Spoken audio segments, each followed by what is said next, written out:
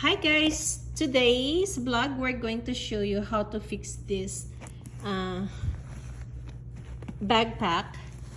This backpack is my daughter's backpack, so nasira siya, so she gets stuck, the zipper stuck in there.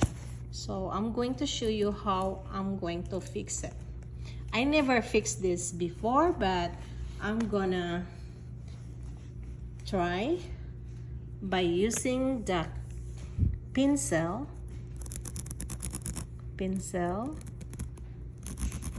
rub,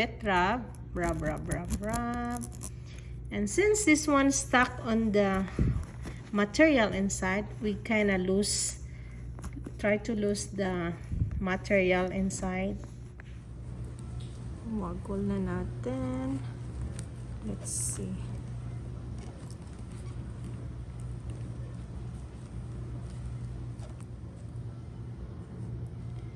Okay, gonna put the pencil and make sure you guide the cloth there. Yes! Success, guys. See? Thanks. So the pencil works so well. There you go.